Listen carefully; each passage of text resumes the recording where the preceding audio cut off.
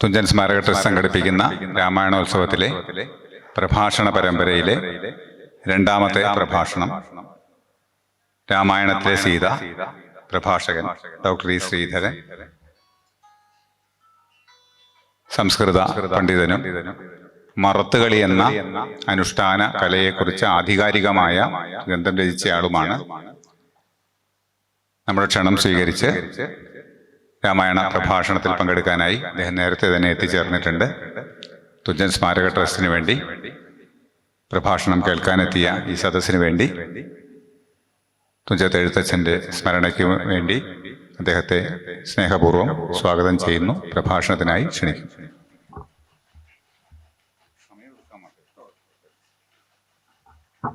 പ്രിയപ്പെട്ടവരെ, തുഞ്ചത്ത് വന്നിരിക്കുന്നു ഞാൻ, നാത്തുമ്പത്ത് ഉദിക്കണേ അനന്തമാമക്ഷരം. തുഞ്ചത്ത് വന്നിരിക്കുന്നു ഞാൻ, നാത്തുമ്പത്ത് ഉദിക്കണേ അനന്തമാമക്ഷരം. വരികൾ എൻ്റെതല്ല, പ്രിയപ്പെട്ട കവി NN കക്കാടിൻ്റെതാണ്.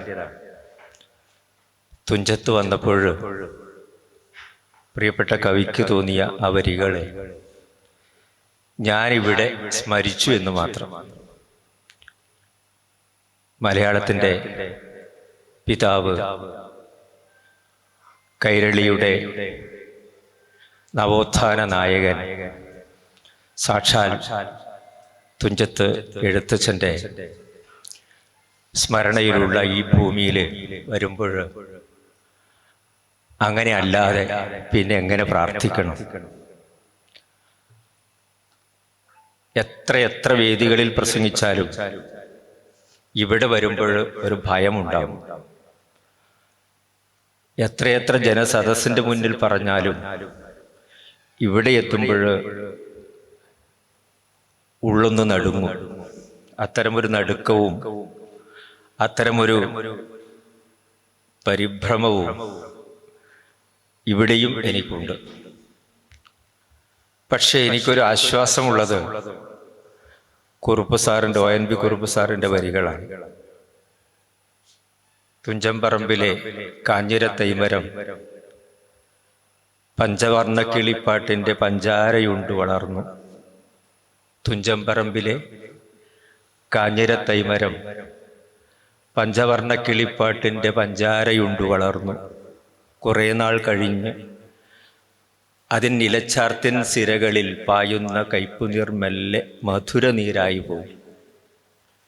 അതാണ് തുഞ്ചൻ്റെ പറമ്പിലെ കാഞ്ഞിരത്തൈമരത്തിന് സംഭവിച്ചിട്ടുള്ളതെങ്കിൽ,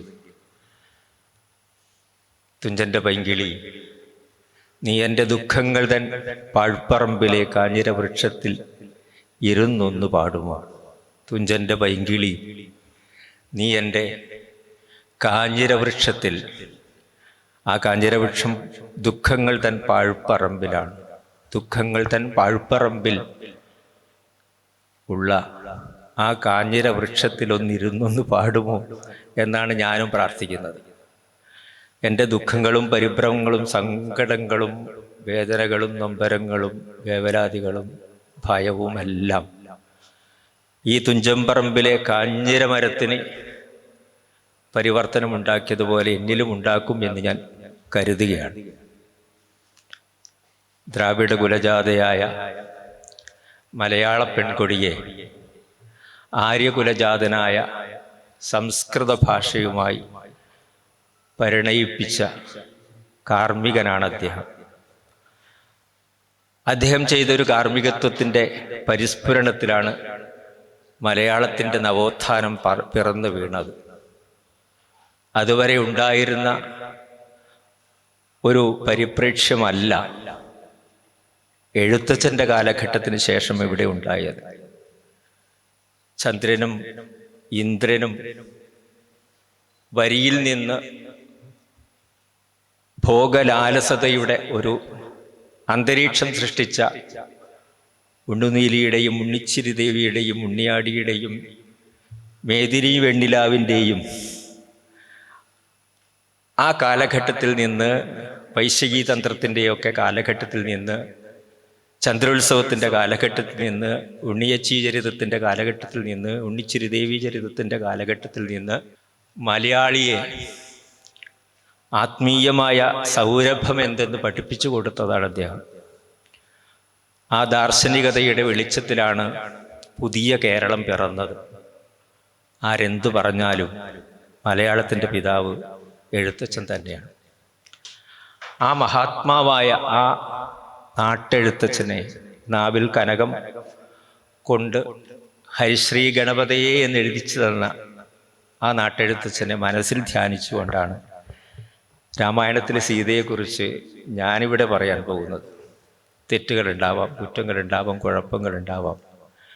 അതൊക്കെ ആ എഴുത്തച്ഛൻ എന്നോട് പൊറുക്കുമെന്ന് ഞാൻ പ്രതീക്ഷിക്കുകയാണ്. നമുക്കറിയാം,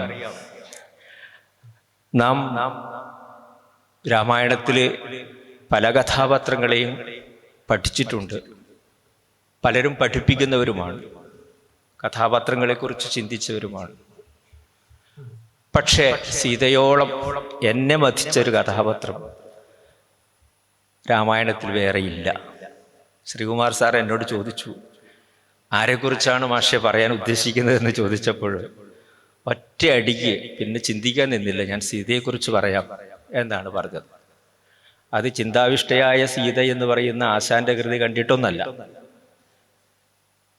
ആശാന്റെ സീതാകാവ്യം എന്ന അഴീക്കോട് മാഷയുടെ പുസ്തകം കണ്ടിട്ടുമല്ല, മുണ്ടശ്ശേരി മാഷയുടെ സീതാ പഠനം വായിച്ചിട്ടുമല്ല. അതൊക്കെ വായിച്ചിട്ടുണ്ട്, മാരാർ മാഷയെക്കുറിച്ചൊക്കെ വായിച്ചിട്ടുണ്ട്. പക്ഷേ വാൽമീകി രാമായണം കമ്പോട് കമ്പ് വായിച്ച, വള്ളത്തോളിൻ്റെ പരിഭാഷ കമ്പോട് കമ്പ് വായിച്ചപ്പോൾ എൻ്റെ മനസ്സിൽ ഒരു ദുഃഖ കഥാപാത്രമായിട്ട് സീതയുണ്ട്. ആ സീതയെക്കുറിച്ച് പറയുക എന്നാണ് ഞാൻ വിചാരിച്ചത്. സ്വാമി വിവേകാനന്ദൻ പറഞ്ഞിട്ടുണ്ട്, സീതയെക്കുറിച്ചല്ലാതെ സീതയെക്കുറിച്ച് ഞാൻ എന്തു പറയാൻ എന്നാണ് അദ്ദേഹത്തിൻ്റെ ആദ്യത്തെ സെൻറ്റൻസ്. സീതയെക്കുറിച്ച് ഞാൻ എന്തു പറയാം? ലോകസാഹിത്യം മുഴുവൻ വായിച്ചാലും ഇങ്ങനെയൊരു സീതയെ കണ്ടെത്താൻ പ്രയാസമാണ്. സീതയെക്കുറിച്ച് ഞാൻ എന്തു പറയാം? ലോകസാഹിത്യം മുഴുവൻ, ഭാരത സാഹിത്യമല്ല, കേരള സാഹിത്യമല്ല, ലോകസാഹിത്യം മുഴുവൻ പഠിച്ചാലും മറ്റൊരു സീതയെ കണ്ടെത്താനാവുമോ എന്ന് ചോദിച്ചത് സാക്ഷാൽ വിവേകാനന്ദ സ്വാമികളാണ്. അദ്വൈത വേദാന്തത്തിൻ്റെ ലോകപ്രചാരകനാണ്. ശ്രീശങ്കരൻ അദ്വൈത വേദാന്തം ഇവിടെ പ്രോദ്ഘാടനം ചെയ്തുവെങ്കിലും പ്രോദ്ഘാടിതമായ അദ്വൈത സിദ്ധാന്തത്തെ ലോകത്തിന് മുന്നിൽ എത്തിച്ച ആളാണ് സ്വാമി വിവേകാനന്ദൻ. അദ്ദേഹമാണ് പറയുന്നത് സീതയെക്കുറിച്ച്. വള്ളത്തോൾ തന്നെ പറഞ്ഞിട്ടില്ലേ, അദ്ദേഹം പറഞ്ഞില്ലേ, എന്താണ്? ഇങ്ങനെയൊരു രത്നം അല്ലേ, വേറെ വിളഞ്ഞീല, വേറെ വിളഞ്ഞീല അവൾക്കൊത്ത രത്നമീ ഭാരതഭൂവിൻ വിശിഷ്ട ഗർഭത്തിലും എന്ന് പറഞ്ഞത് വള്ളത്തോളാണ്. നമ്മൾ ഒരുപാട് കഥാപാത്രങ്ങളെ ഭാരത സാഹിത്യത്തിൽ തന്നെ പഠിക്കുന്നുണ്ട്. കാളിദാസന്റെ ശകുന്തളയുണ്ട്, കാളിദാസന്റെ മാളവികയുണ്ട്, കാളിദാസന്റെ ഉർവശിയുണ്ട്, ഭാസന്റെ വാസവദത്തയുണ്ട്, അശ്വഘോഷന്റെ സുന്ദരിയുണ്ട്, സൗന്ദരനന്ദത്തിലെ സുന്ദരിയുണ്ട്, മഹാഭാരതത്തിലെ ദ്രൗപദിയുണ്ട്, ഗാന്ധാരിയുണ്ട്, കുന്തിയുണ്ട്, എത്ര എത്ര എത്ര സ്ത്രീ കഥാപാത്രങ്ങൾ. പക്ഷേ സീതയോളം വരില്ല ഇവരാരും എന്ന് വെള്ളത്തോളിൻ്റെ സാക്ഷ്യപത്രം, അദ്ദേഹത്തിൻ്റെ ഒരു സർട്ടിഫിക്കറ്റ് എന്ന് പറയുന്നത് അത് അർത്ഥവത്തായ ഒരു സാക്ഷ്യപത്രം തന്നെയാണ്, യാതൊരു സംശയവുമില്ല. വാൽമീകി രാമായണത്തെ മലയാളത്തിന് പറഞ്ഞു കൊടുത്ത ശ്രീനിവാസ അയ്യങ്കർ, അദ്ദേഹം, ആ ശാസ്ത്രികൾ നമ്മളോട് പറയുന്നുണ്ട്, ഈ വാൽമീകി രാമായണം മുഴുവൻ ഞാൻ പഠിപ്പിച്ചു കൊടുത്തപ്പോഴും അതിൻ്റെ പാഠം രചിച്ചപ്പോഴും എൻ്റെ മനസ്സിൽ സീതയെപ്പോലൊരു മറ്റൊരു കഥാപാത്രം വന്ന് നിറയുന്നില്ല എന്ന് അദ്ദേഹം പറയുന്നുണ്ട്. ശാസ്ത്രികളുടെ സർട്ടിഫിക്കറ്റ് ആയാലും വാൽമീകി രാമായണത്തിന് തർജ്ജമ ചെയ്ത കേരള വാൽമീകിയായ വള്ളത്തോളിൻ്റെ സർട്ടിഫിക്കറ്റ് ആയാലും, അല്ലെങ്കിൽ ആശ്ചര്യ ചൂടാമണിക്ക് മലയാള പരിഭാഷ ഒരുക്കിയ കുഞ്ഞിക്കുട്ടൻ തമ്പുരാൻ്റെ സർട്ടിഫിക്കറ്റ് ആയാലും, ഏത് സർട്ടിഫിക്കറ്റിലും സീത അദ്വിതീയയാണ്. സീതയെപ്പോലെ മറ്റൊരു കഥാപാത്രം നമുക്ക് നമ്മുടെ ഭാരത സാഹിത്യത്തിൽ തന്നെ കാണാൻ സാധിക്കില്ല. ലോക സാഹിത്യത്തെക്കുറിച്ചൊന്നും എനിക്ക് വലിയ പരിചയമൊന്നുമില്ല. ഭാരത സാഹിത്യം ഒരുവിധമൊക്കെ ഞാൻ വായിച്ചിട്ടുണ്ട്. അവിടെയൊന്നും സീതയ്ക്ക് സമാനമായിട്ട് മറ്റൊരു കഥാപാത്രത്തെ കാണാൻ സാധ്യമേ അല്ല. അതുകൊണ്ട് തന്നെയാണ് സീത നമ്മുടെ മനസ്സിനെ മഥിക്കുന്നത് എന്നുള്ളത്. സീത ആരാണ്? വാൽമീകി രാമായണമാണ് ഞാനിവിടെ കൂടുതലുമായിട്ട് അനുസരിക്കാൻ ഉദ്ദേശിക്കുന്നത്. ആവശ്യത്തിനിടയിൽ ഞാൻ ചിലപ്പോൾ ഉത്തരരാമായണം പറഞ്ഞു എന്ന് വരും, ചിലപ്പോൾ ഞാൻ കാളിദാസൻ്റെ രഘുവംശം പറഞ്ഞു എന്ന് വരും, ചിലപ്പോൾ ഞാൻ അധ്യാത്മരാമായണം കിളിപ്പാട്ട് പറഞ്ഞു എന്ന് വരും, ചിലപ്പോൾ വള്ളത്തോളിൻ്റെ പരിഭാഷ പറഞ്ഞു എന്ന് വരും, ചിലപ്പോൾ ശക്തിഭദ്രൻ്റെ ആശ്ചര്യ ചൂടാമണി ഞാൻ അവതരിപ്പിച്ചു എന്ന് വരും, ചിലപ്പോൾ കുഞ്ഞിക്കുട്ടൻ തമ്പുരാൻ്റെ പരിഭാഷയും പറഞ്ഞു എന്ന് വരും. പക്ഷേ ഞാൻ പറയാൻ പോകുന്ന വിഷയം വാൽമീകി രാമായണത്തെ കേന്ദ്രീകരിച്ചുകൊണ്ടാണ്. ഇത് ഞാൻ ആദ്യമേ നിങ്ങളുടെ മുന്നിൽ ഉപക്ഷേപിക്കുകയാണ്. അതുകൊണ്ട് നിങ്ങൾ ആ രീതിയിൽ തന്നെ എൻ്റെ ഈ കാര്യം എടുക്കണമെന്നുള്ളതാണ്.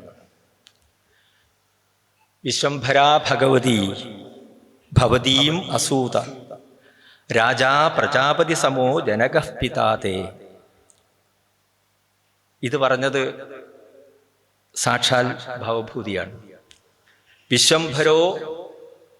വിശ്വംഭരാ ഭഗവതി ഭവതീം അസൂത. അല്ലയോ സീതേ, നിന്നെ പ്രസവിച്ചത് സാക്ഷാൽ ഭൂമിദേവിയാണ്, വിശ്വംഭരയാണ്. ആ വിശ്വംഭര ആരെയാണ്? ഭഗവതീം അസൂത. നിന്റെ ഭർത്താവാരാണ്? രാജാ പ്രജാപതി സമഹ. അല്ല, നിന്റെ പിതാവാരാണ്? രാജർഷിയായ ജനകനാണ് നിന്റെ പിതാവ്.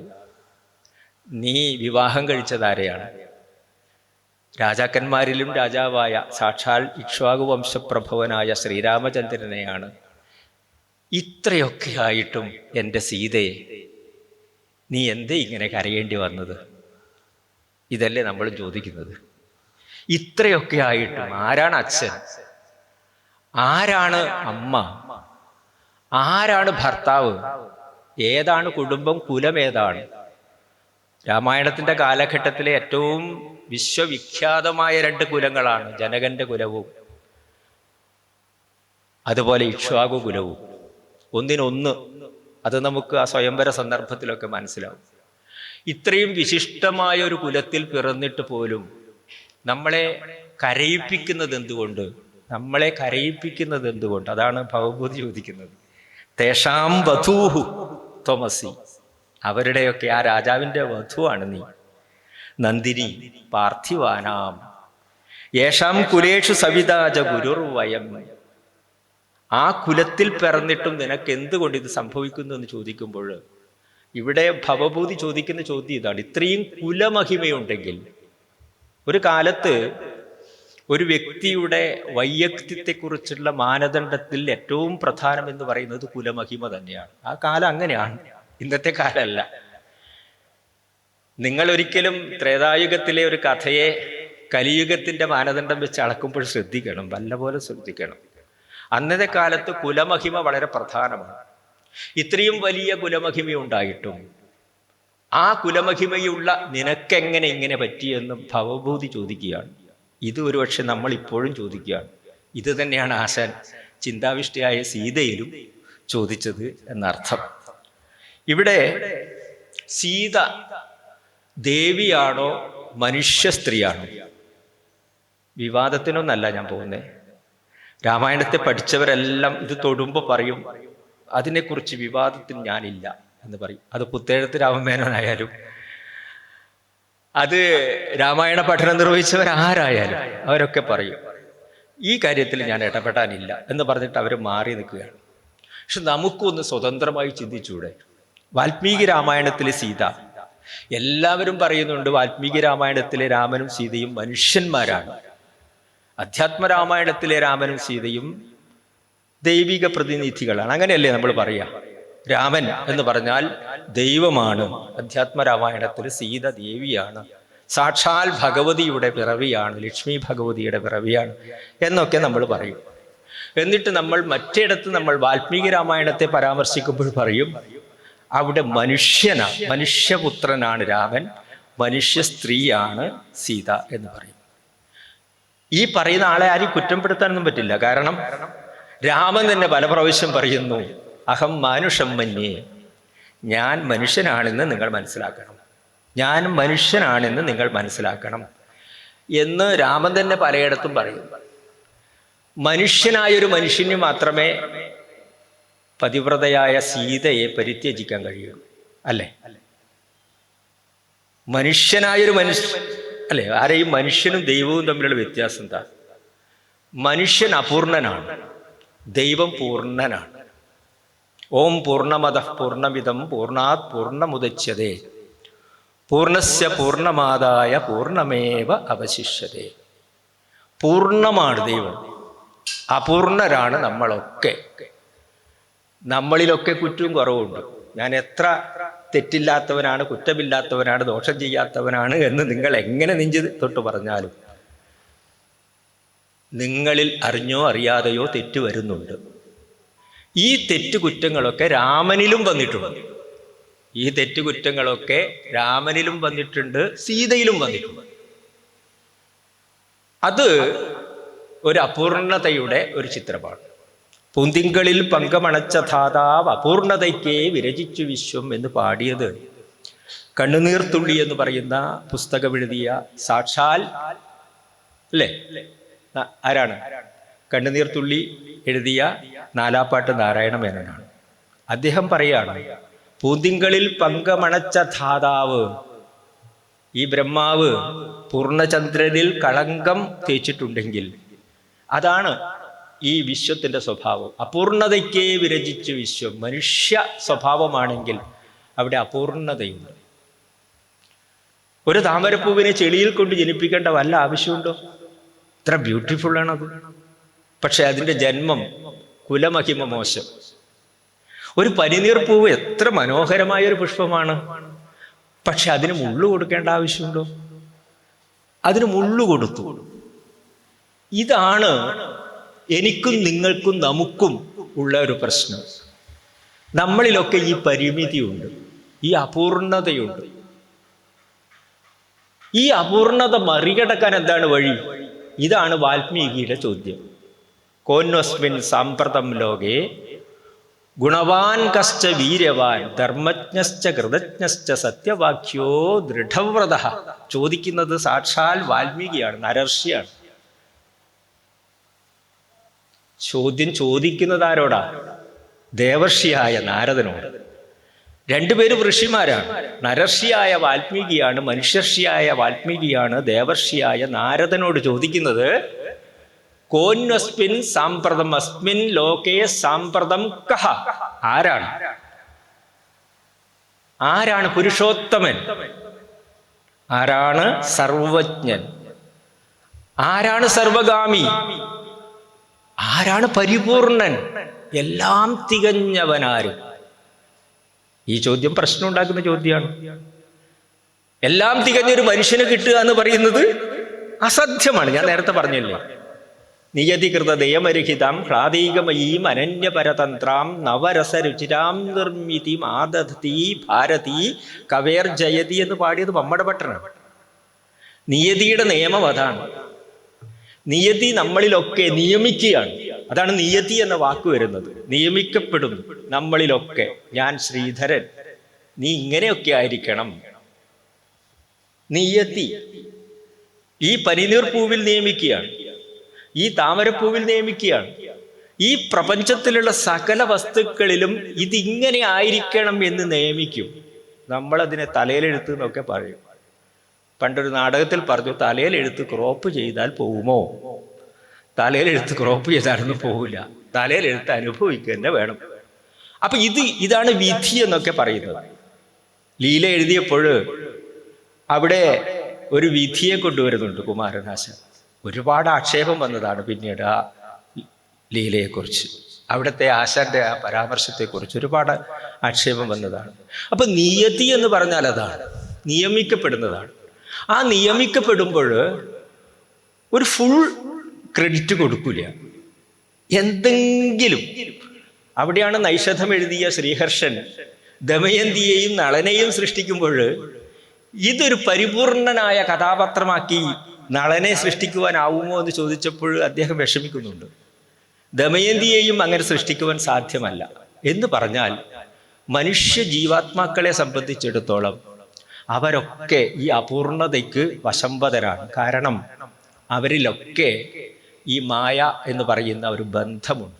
സത്വരജസ്തമോ ഗുണങ്ങളുണ്ട്. സത്വരജസ്തമോ ഗുണങ്ങൾ ദേവന്മാരിലുമുണ്ട്. പക്ഷേ അവിടെ സത്വഗുണത്തിന് ഉപബൃംഹിതയുണ്ടാവും. മനുഷ്യരിലാകട്ടെ രജസ്തമോ ഗുണങ്ങൾക്കാണ് പോഷിപ്പ്, സത്വഗുണത്തിന് പരിമിതിയുണ്ട്. അതുകൊണ്ട് തന്നെ മനുഷ്യനിൽ എപ്പോഴും ഈ പറയുന്ന തെറ്റുകളുണ്ടാവും, കുറ്റങ്ങളുണ്ടാവും. അതിനു വേണ്ടിയിട്ടാണ് നമ്മൾ ക്ഷേത്രങ്ങൾ പണിയുന്നത്. എൻ്റെ തെറ്റ് പൊറുക്കണമേ, എൻ്റെ ഭഗവാനെ എൻ്റെ നാക്കിൻ്റെ തുമ്പത്ത് വാക്കായിട്ട് നീ വിളയണമേ എന്നൊക്കെ നമ്മൾ പ്രാർത്ഥിക്കുന്നതിന് വേണ്ടിയാണ്. ഈ പരിമിതിയുണ്ട്. അതുകൊണ്ട് നാരദന്റെ മുമ്പിൽ വാൽമീകി കൊടുത്ത ചോദ്യം വളരെ വളരെ പ്രശ്നമല്ലേ? ആരാണ് ഈ സാമ്പ്രതം അസ്മിൻ ലോകേ കഹ സാമ്പ്രതം ഗുണവാൻ കശ്ച വീര്യവാൻ ധർമ്മജ്ഞഃ കൃതജ്ഞഃ സത്യവാക്യഃ ദൃഢവ്രതഃ? എന്നിട്ട് നാരദൻ കൊടുക്കുന്ന മറുപടി എന്താണ്? മുനേ വക്ഷ്യാമി, ഞാൻ പറയാം. അഹം വക്ഷ്യാമി, ഞാൻ പറയാം. ഇക്ഷ്വാകു വംശപ്രഭവോ രാമോ നാമ ജനൈശ്രുത എന്ന് എന്നിട്ട് പറയാണ്, അവൻ നരനാണ്, അവൻ നരനാണ്. ഒരു നരനായ മനുഷ്യനായ ഒരു പൂർണ്ണതയുള്ള മനുഷ്യനെ ഞാൻ കാണിച്ചു തരാം. ഇവിടെ ഒരു കോൺട്രഡിക്ഷൻ ഉണ്ട് ഇല്ലേ? ഞാൻ നേരത്തെ പറഞ്ഞ കോൺട്രഡിക്ഷൻ അവിടെയാണ്. മനുഷ്യൻ അപൂർണനാണെന്നിരിക്കെ വാൽമീകിക്ക് എങ്ങനെയാണ്, അല്ലെങ്കിൽ നാരദന് എങ്ങനെയാണ് അങ്ങനെ ഒരു തീർപ്പ് കൽപ്പിക്കാൻ സാധിക്കുക? ഇതാണ് രാമായണത്തിലെ മൊത്തം സംഘർഷത്തിന്റെ പ്രശ്നം. സീതയുടെ ജന്മവൃത്താന്തം നിങ്ങൾ നോക്കൂ. സീത ജനിച്ചത് എങ്ങനെയാ?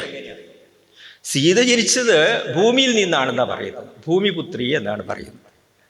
ജനക മഹാരാജാവ്, അദ്ദേഹം 2 വേർഷനുണ്ട്. അദ്ദേഹം യാഗം ചെയ്യുവാൻ വേണ്ടിയിട്ട് ഭൂമി പരിശുദ്ധമാക്കാൻ ശ്രമിച്ചപ്പോൾ കലപ്പ കൊണ്ട് ഉഴുതപ്പോൾ ആ കലപ്പയുടെ മേലെ ഉയർന്നു വന്നവളാണ് സീത, ഒരു വേർഷൻ. അല്ല, ടാഗോറിൻ്റെയൊക്കെ ഭാഷ്യം എന്ന് പറയുന്നത്, ടാഗോർ പറയുന്നത് ഇദ്ദേഹം സത്യത്തിൽ ഒരു വൈശ്യ പ്രഭു തന്നെയാണ്. അതുകൊണ്ട് തന്നെ കൃഷിക്കാരൻ തന്നെയാണ്, കൃഷിരാജാവ് തന്നെയാണ്. അദ്ദേഹം ചെയ്തത് എന്താണ്? അതുകൊണ്ടാണ് ടാഗോർ, മഹാകവി രവീന്ദ്രനാഥ ടാഗോർ രാമായണത്തെക്കുറിച്ച് പഠിച്ചപ്പോൾ അദ്ദേഹം പറയുന്നുണ്ട്, എൻ്റെ മുന്നിൽ 3 കഥാപാത്രമാണ്. 1 രാമൻ, മറ്റൊന്ന് വിശ്വാമിത്രൻ, 3 ജനകനാണ്. ജനകൻ അവിടെ ഒരു ആര്യ ദ്രാവിഡ സംസ്കാരത്തിന്റെ സമന്വയം സാധിക്കുകയാണ് വാൽമീകി എന്ന് സമർത്ഥിക്കുന്നുണ്ട് മഹാകവി രവീന്ദ്രനാഥ ടാഗോർ. അതൊക്കെ പോട്ടെ, എൻ്റെ ചോദ്യം ഇതാണ്, സീത പിറവിയെടുത്തത് എങ്ങനെ? ഒരു മനുഷ്യൻ പിറവിയെടുക്കുന്നത് പോലെയാണോ സീത പിറവിയെടുത്തത്?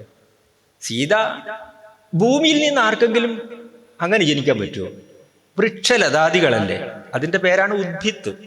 ഊർധ്വം വിത്വാ ഗച്ഛതി.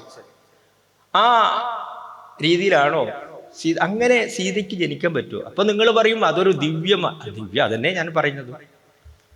അവിടെ ഒരു ഡിവൈൻ ടച്ച് ഇല്ലേ? നമ്മുടെ രാമായണങ്ങൾ, രാമോപാഖ്യാനങ്ങളൊക്കെ കടന്നു വന്നത് എങ്ങനെയാ? നമ്മുടെ രാമായണങ്ങൾ, രാമോപാഖ്യാനങ്ങളൊക്കെ കടന്നു വന്നത് ഈ ഒരു പ്രശ്നത്തിന്റെ പേരിലാണ്.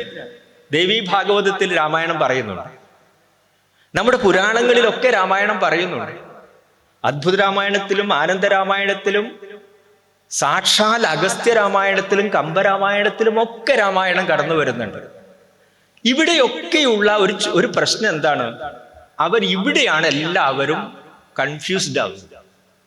എങ്ങനെ ഒരു ഭൂമിയിൽ നിന്ന് അയോനിജ എന്നാണ് സീതയുടെ പേരെന്താ?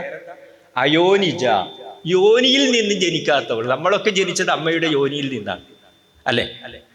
അമ്മയുടെ യോനിയിൽ നിന്ന് ജനിച്ചവരാണ് നമ്മളൊക്കെ. എന്നാൽ സീത എങ്ങനെ ജനിച്ചു? സീത അയോനിജയാണ്. സീത തന്നെ പലപ്പോഴും പറയുന്നു.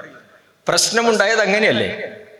ഈ അയോനിജയായ സീതയ്ക്ക് പറ്റിയ ഭർത്താവിനെ കണ്ടുപിടിക്കാനാണ് ജനകൻ കഷ്ടപ്പെട്ടത്, അല്ലേ? ഇയാൾക്ക് പറ്റിയൊരു ഭർത്താവിനെ കിട്ടില്ല, കാരണം ഇവൾ അയോനിജയാണ്. അയോനിജ മീൻസ് ഡിവൈനാണ്. ഇവൾക്ക് പറ്റിയൊരു ഭർത്താവ് ആര്? സാക്ഷാൽ മനുഷ്യന്മാര്, നരരാജാക്കന്മാരെ, മനുഷ്യ രാജാക്കന്മാരെ ഇവൾക്ക് ഭർത്താവായിട്ട് കൊണ്ടുവരാൻ പറ്റുമോ? ഇവളോട് പൊരുത്തപ്പെടുന്നത് എങ്ങനെ? ഇവൾ ഡിവൈൻ പവർ ഉള്ളവളാണ്. അപ്പോ അതാണ് ഒരു ശൈവചാപം ഭഞ്ജിക്കുക എന്ന് പറയുന്ന ഒരു ഉപാധി വെച്ചത് ജനകൻ. ശൈവചാപം എന്ന് പറയുന്നത് 50,000 പേര് വേണം അതെടുത്തു കൊണ്ടുവെക്കണമെങ്കിൽ, ഒരാളോ രണ്ടാളോ അല്ല കേട്ടോ. 50,000 പേരാണ് ജനകന്റെ ദാസന്മാര് ഈ ശൈവചാപം എടുത്തു കൊണ്ടുവന്നിട്ട് അവരുടെ മുന്നിൽ വെച്ചത്. അത് പൊട്ടിക്കുവാനാണ് രാമൻ ശ്രമിച്ചത്. അപ്പൊ 50,000 പേർക്ക് മാത്രം, 50,000 പേർക്ക് പോലും അതൊരു വണ്ടിയും ഉണ്ട് കേട്ടോ. ഒരു വണ്ടിയുടെ പുറത്താണ് ഈ ശൈവചാപം കൊണ്ടുവരുന്നത്. ഉരുട്ടുന്ന് എടുത്തുകൊണ്ടുപോകാൻ പറ്റൂ. അപ്പൊ ഇത്രയും പേര്, അപ്പൊ നിങ്ങൾ അവിടെയൊക്കെ ഒരു ഡിവൈൻ ടച്ച് ഇല്ലേ? നിങ്ങൾ നോക്ക്, അവിടെയൊക്കെ ഒരു ഡിവൈൻ ടച്ച് ഉണ്ട്.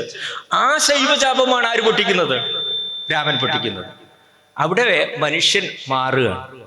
അവിടെ മനുഷ്യനെ ദൈവമാക്കി മാറ്റുന്നത് ഞാനോ തുഞ്ചത്തെഴുത്തച്ഛനോ അല്ല, സാക്ഷാൽ വാൽമീകി തന്നെയാണ്. സാക്ഷാൽ വാൽമീകി തന്നെയാണ്, യാതൊരു സംശയവും വേണ്ട. ഈ ജനകൻ ഈ ശൈവചാപം ഭഞ്ജിക്കണം എന്ന് പറഞ്ഞിട്ട് അങ്ങനെ ഒരു തീർപ്പ് കൽപ്പിച്ചിട്ട് രാജാക്കന്മാരൊക്കെ വന്ന്, എല്ലാവർക്കും സീതയെ ഇഷ്ടമാണ്, അത്രയും ബ്യൂട്ടിഫുൾ ആണ്, അത്രയും സുന്ദരിയായ ഒരു സ്ത്രീയെ അവരാരും അതുവരെ കണ്ടിട്ടില്ല. അവർക്ക് എല്ലാവർക്കും ഈ സ്വയംവര പന്തലിൽ വന്നിരുന്നിട്ട് സീതയെ സ്വന്തമാക്കണം. പക്ഷെ എന്ത് ചെയ്യാം, ആർക്കും കിട്ടുന്നില്ല, ജനകൻ ആർക്കും കൊടുക്കുന്നില്ല, അവർക്കല്ല. അതുകൊണ്ടാണ് ഇങ്ങനെ പലരും വന്ന് ഇങ്ങനെ ജനകനെ ബുദ്ധിമുട്ടിച്ചപ്പോഴാണ് ഈ ശൈവചാപം എന്നൊരു ഉപാധി വെച്ചത്. ആ ശൈവചാപം പൊട്ടിക്കണമെങ്കിൽ സാധാരണ മനുഷ്യനാവില്ല, അതൊരു വളരെ ശക്തിയുള്ള ഒരാൾക്കേ പറ്റുള്ളൂ. അങ്ങനെയാണ് അത് രാമനെ കൊണ്ട്, രാമൻ ആ ശൈവചാപം ഇവിടെ ഈ സീതയുടെ ജന്മവൃത്താന്തത്തില്, ഈ ജന്മവൃത്താന്തത്തിലെ ഒരു പ്രശ്നം അതാണ്. ആ പ്രശ്നം ഇതാണ്, എന്തെന്ന്? സീത അയോനിജയാണ്. അയോനിജ, ഈ വാക്ക് നിങ്ങൾ എഴുത്തച്ഛൻ ഉപയോഗിച്ചിട്ടുണ്ട്, ഈ വാക്ക് വെള്ളത്തോൾ ഉപയോഗിക്കുന്നുണ്ട്. ഈ വാക്ക് ആരുടെ വാക്കാണ്? വാൽമീകിയുടെ വാക്കാണ്.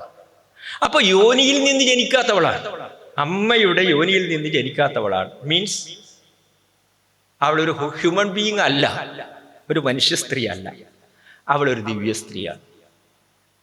അപ്പോഴാണ് ഇത്, നിങ്ങൾ നോക്കൂ, സീതയും രാമന്റെ വരവിന് കാത്തു നിൽക്കുകയാണ്, അല്ലേ? ഇടിവെട്ടിയിടും വെണ്ണം വിൽമുറിഞ്ഞൊച്ച കേൾക്കവേ, അല്ലേ? നാടുകൾ മുഴുവൻ നടുങ്ങി. സീത സന്തോഷിച്ചാൽ, ജാനകി സന്തോഷിച്ചാൽ നാട്. ഇങ്ങനെ നാട് മുഴുവൻ നടുങ്ങുമ്പോൾ, എല്ലാ ഭാഗവും നടുങ്ങുമ്പോഴും സീത സന്തോഷിക്കുന്നു. കാരണം അവൾക്കറിയാം അവൾക്ക് പറ്റിയ ഒരാള് വന്നിട്ടുണ്ടെന്നറിയാം. അപ്പൊ ഇവിടെ ഈ സീതയുടെ ജന്മവൃത്താന്തം ഒരുപാട് പേരെ കൺഫ്യൂസ്ഡ് ആക്കിയിട്ടുണ്ട്. ദേവീഭാഗവതം, നമ്മള് രാവണപുത്രി വായിച്ചിട്ടില്ലേ നിങ്ങൾ? രാവണപുത്രി വളരെ പ്രശസ്തമായ മലയാളത്തിലെ കവിതയല്ലേ രാവണപുത്രി? രാവണന്റെ മകളാണ് ആര്? സീത. എവിടെയാ ഇത് പറഞ്ഞത്? വയലാറിന്റെ രാവണപുത്രി കേട്ടിട്ടില്ലേ? എവിടെയാ രാവണപുത്രി പറഞ്ഞത്? അത് ദേവീഭാഗവതത്തിലെ കഥയാണ്. ദേവീഭാഗവതം എഴുതിയത് രാമായണത്തിന് ശേഷമാണ്, യാതൊരു സംശയം വേണ്ട. ദേവീഭാഗവതത്തിൽ രാവണപുത്രി എന്ന് പറയണമെങ്കിൽ എന്താണ് പ്രശ്നം? രാവണന്റെ മകളാണ്. അപ്പൊ ഇയാൾക്ക് ഒരു അച്ഛനെ കിട്ടി, അല്ലേ? ജനകൻ വളർത്തച്ഛൻ മാത്രമാണ്. അപ്പൊ ഒറിജിനൽ അച്ഛന് കിട്ടി. അപ്പൊ ഒറിജിനൽ അമ്മയായിരിക്കണം ആരായിരിക്കണം? രാവണന്റെ ഭാര്യയായ മണ്ഡോദരി. രാവണന്റെ ഭാര്യയായ മണ്ഡോദരിയുടെ അച്ഛൻ ആരാണ്? മയനാണ്, അല്ലേ? മയൻ ഈ രാവണന് മണ്ഡോദരി എന്ന് പറഞ്ഞാൽ ബ്യൂട്ടിഫുൾ ആണ് കേട്ടോ. ഇത്രയും സുന്ദരിയായ ഒരു സ്ത്രീ വേറെ ഇല്ല. അതുകൊണ്ടാണ് ഇത് സീതയാണോ എന്ന് ഹനുമാൻ ശങ്കിക്കുന്നത്. ഹനുമാൻ ലങ്കയിൽ പോയില്ലേ സീതാന്വേഷണത്തിന് വേണ്ടി?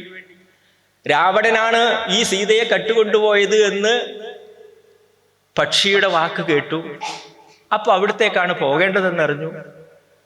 മാസങ്ങൾ കഴിഞ്ഞു, ഹേമന്തവും ശിശിരവും ഒക്കെ അവർ ആ ഹേമകൂട പർവ്വതത്തിൽ തീർത്തു. എന്നിട്ടാണ് അവർ വരുന്നത്, അല്ലേ? ലങ്കയിൽ വരുമ്പോഴും നമ്മൾ ആദ്യം അന്വേഷിക്കൽ എവിടെയാ? രാവണൻ കൊണ്ടുപോയിട്ടുണ്ടെങ്കിൽ സീത എവിടെയാ ഉണ്ടാവുക? രാവണന്റെ കൊട്ടാരത്തിൽ, അല്ലേ? രാവണന്റെ കൊട്ടാരത്തിൽ അന്വേഷിക്കുകയാണ് ആരെ? സീതയെ അന്വേഷിക്കുകയാണ്. എല്ലാ സ്ഥലത്തും നോക്കുമ്പോഴേക്കുണ്ട് ഒരു സുന്ദരിയായ ഒരുത്തി കിടന്നുറങ്ങുന്നു. വാൽമീകി രാമായണത്തിൽ പറയുന്നുണ്ട്, എന്തൊരു സൗന്ദര്യം! അവളിങ്ങനെ സുഖമായിട്ട് ഉറങ്ങുകയാണ്. ഇതാണോ സീത? രാമൻ ഏകദേശം വിവരമെല്ലാം കൊടുത്തിട്ടുണ്ട് ഹനുമാന്. അപ്പൊ ഇതാണോ സീത എന്ന് ഈ ഹനുമാൻ ഒരു നിമിഷം ഇങ്ങനെ അങ്കലാപ്പിലാവുന്നുണ്ട് കേട്ടോ. എന്നിട്ട് ഹനുമാൻ ബുദ്ധിമാനാണ്. ഹനുമാൻ ആരാണ്? അതിബുദ്ധിമാനല്ലേ? അതിബുദ്ധിമാനായ ഹനുമാൻ തിരിച്ചറിയാണ് ഇത് സീതയല്ല. എന്താണ് ഹനുമാന് ഇത് സീതയല്ല എന്ന് ബോധ്യപ്പെടുത്തിയ കാര്യം? ഒന്ന്, രാമന്റെ ഭാര്യ ഈ മട്ടിൽ കിടന്നുറങ്ങൂല. മനസ്സിലായോ നിങ്ങൾക്ക്? രാമന്റെ ഭാര്യ ഈ മട്ടിൽ സുഖമായിട്ട് കിടന്നുറങ്ങൂല. രാമന്റെ ഭാര്യ ഉറങ്ങാതെ ഇരിക്കുന്നവളായിരിക്കില്ലേ? കൊല്ലം 1 കഴിഞ്ഞു നോക്കണം. കൊല്ലം 1 കഴിഞ്ഞു സീതയെ വീണ്ടെടുക്കാൻ. 1 കൊല്ലം, ഒരാഴ്ചയോ 2 ആഴ്ചയോ അല്ല രാവണന്റെ കൊട്ടാരത്തിൽ സീത കഴിഞ്ഞത്. 1 വർഷം മുഴുവൻ കഴിഞ്ഞു സീത. അപ്പോ ഇതിനിടയിലാണ്, ഈ അവസാനത്തെ മാസത്തിലാണ് ഹനുമാൻ എത്തുന്നത്. ഹനുമാൻ എത്തിയിട്ട് അധികം വൈകാതെ അവര് രാമനും വാനരന്മാരും സുഗ്രീവനും ഒക്കെ അവിടെ എത്തുകയാണ്. അപ്പൊ ഈ മണ്ഡോദരിയെ കണ്ടിട്ട് മണ്ഡമായ ഉദരമാണ് അവളുടേത്. മനോഹരമായ ഉദരമാണ്. മണ്ഡോദരി എന്ന് പറയുന്നത് നല്ല പേരാണ്, മോശം പേരല്ല. അവരുടെ ഉദരം, വയറ് എന്ന് പറഞ്ഞാൽ വളരെ വളരെ നനുത്ത ഉദരമാണ്, സുന്ദരമായ ഉദരമാണ്. മണ്ഡം എന്ന് പറഞ്ഞാൽ മനോഹരം എന്നർത്ഥം. മനോഹരമായ ഉദരമാണ്. അത്ര സുന്ദരിയാണ് ഈ മണ്ഡോദരി. ഇത് കാണുമ്പോൾ സീതയാണോ എന്ന് തോന്നിപ്പോകും. ഇത് വാൽമീകി രാമായണത്തിൽ പറയുന്നു. രണ്ടാമത് ഹനുമാൻ പറയുന്നു, ഇവൾ സീതയല്ല. ഇവളിങ്ങനെ ഉറങ്ങൂല. 2, ഇവൾ മോശമല്ലാത്ത തടിയൊക്കെ വെച്ചിട്ടുണ്ട്. സീതയാണെങ്കിൽ ഭക്ഷണം കഴിക്കാതെ തളർന്നിരിക്കുകയായിരിക്കും. ഇവൾ നല്ല ഭോഗ്യ വസ്തുക്കളൊക്കെ കഴിക്കുന്നവളാണ്. ഈ 2 കാരണങ്ങൾ കൊണ്ട് ഈ മണ്ഡോദരി ഇവള് ആരല്ല, സീത. ഇത് രാവണന്റെ ഭാര്യയാണെന്നൊന്നും ഹനുമാനെ അറിയില്ല. പിന്നെ കറങ്ങി തിരിഞ്ഞിട്ടാണ് അശോകവനികയിൽ എത്തിയിട്ട് സീതയെ കാണുന്നത്. അപ്പൊ ഈ മണ്ഡോദരി സീതയുടെ അമ്മയാകാനുള്ള ചാൻസ് ഉണ്ട്. ഈ വാൽമീകി രാമായണത്തിലെ പരാമർശം വെച്ചിട്ടാണ് ദേവി ഭാഗവതത്തില് മണ്ഡോദരി സീതയുടെ അമ്മയാണെന്ന് പറയുന്നത്. മയൻ രാവണന് കല്യാണം കഴിപ്പിച്ച് അയക്കുമ്പോൾ മണ്ഡോദരിയോട് പറയുന്നുണ്ട്, മോളെ, ഈ ചങ്ങാതിയെ സഹിക്കണം വലിയ പണിയാണ്. 1. 2, ഇവനിലുണ്ടാവുന്ന നിന്റെ മൂത്ത കുട്ടിയുണ്ടല്ലോ, നിങ്ങളുടെ വംശം മുഴുവൻ നശിപ്പിക്കും, കുലദ്രോഹിയായിരിക്കും. അതുകൊണ്ട് ഈ വിവാഹം വേണോ എന്നൊരു ശങ്ക അവിടെ ചോദിക്കുന്നുണ്ട്. എന്തായാലും വിവാഹം കഴിഞ്ഞു, മണ്ഡോദരി പ്രസവിച്ചു. ആ പ്രസവിച്ച കുട്ടിയെ രാവണൻ ഒരു പെട്ടിയിലാക്കിയിട്ട് ഈ മിഥിലാപുരിയിലേക്ക് കൊണ്ടുവരികയാണ്. ഇതാണ് ഏതിലെ കഥ. ഇവിടെ മണ്ഡോദരിക്ക് നല്ല സ്നേഹമാണ് കേട്ടോ സീതയോട്. അതും വലിയ നിങ്ങൾ അറിയേണ്ട ഒരു കാര്യമാണ്. ഈ അശോകവനികയിൽ ശിംശിപാവൃക്ഷത്തിന്റെ താഴെ സീത ഇങ്ങനെ കഴിയുമ്പോൾ രാവണൻ ആദ്യം ഒന്ന് സമീപിക്കുന്നുണ്ട്. ആ സമീപത്തിൽ സീത തള്ളുന്നു. 2ാമത് പോകുമ്പോഴും മണ്ഡോദരിയും കൂടെ പോവാണ്. എന്തെങ്കിലും ഈ പെണ്ണിന് ചെയ്താലോ എന്ന് വിചാരിച്ചിട്ടാണ് പോകുന്നത് മണ്ഡോദരി. ശിവന്റെ സ്വഭാവം അറിയുന്നതുകൊണ്ട് എന്തെങ്കിലും ചെയ്താലോ എന്ന് വിചാരിച്ചിട്ട് മണ്ഡോദരിയും കൂടെ പോവാണ്.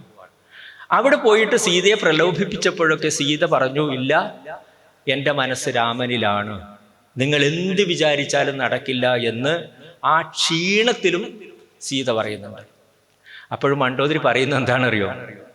എന്തിനാ രാക്ഷസ രാജാവേ, ഞാനില്ലേ? അവളെക്കാൾ ഒട്ടും മോശമാണോ ഞാൻ? നിങ്ങൾ എന്നിൽ രമിക്കൂ. ഇനി എന്നെ വേണ്ടാന്നുണ്ടെങ്കിൽ നിങ്ങൾക്ക് ഇഷ്ടം പോലെ ഈ ലോകത്ത് ഏത് പെണ്ണിനെ വേണമെങ്കിലും കൊണ്ടുതരാം. ഈ പതിവ്രതയായ പെണ്ണിനെ എന്തിനു ബുദ്ധിമുട്ടിക്കുന്നു? ഇതാര് പറയുന്നു? രാക്ഷസ പത്നി പറയാണ്. അപ്പൊ ഇങ്ങനെയൊക്കെയാണ്. ഇപ്പൊ എന്തായാലും ദേവി ഭാഗവതകാരൻ ഈ സീതയെ ഈ മിഥിലാപുരിയിലെ ആ ഉഴുവുചാലിൽ കൊണ്ടു നിർത്തിയതിൻ്റെ ഉത്തരവാദിത്തം രാവണനിൽ കൽപ്പിക്കുകയും ഇവൾ രാവണപുത്രിയായിട്ട് മാറുകയാണ്. ഇവിടെ എന്താ പ്രശ്നം ഉണ്ടായത്? എൻ്റെ ചോദ്യം ഇത്രയേ ഉള്ളൂ, സീത എങ്ങനെ മിഥിലയിൽ വന്നു? ഭൂമി പിളർന്നിട്ട് വരാൻ പറ്റില്ലല്ലോ. ഇതൊക്കെ അതും ഒരു പ്രശ്നമല്ലേ? ഭൂമി പിളർന്നിട്ടാണ് സീത പോയതും, ഭൂമി പിളർന്നിട്ടാണ് ഈ സീത വന്നതും. അപ്പൊ ഇതാണ് ആനന്ദരാമായണകാരൻ വേറൊരു തരത്തിൽ പറഞ്ഞു. അദ്ദേഹം വേദവതിയുടെ കഥ പറഞ്ഞു, അല്ലേ? വേദവതിയുടെ കഥ പുരാണങ്ങളിലുള്ളതാണ്. വേദവതിയാണ്, വേദവതിയുടെ അടുത്ത ജന്മമാണ് ആര്? കുശധ്വജൻ എന്ന് പറയുന്ന രാജാവിന്റെ മകളാണ് വേദവതി.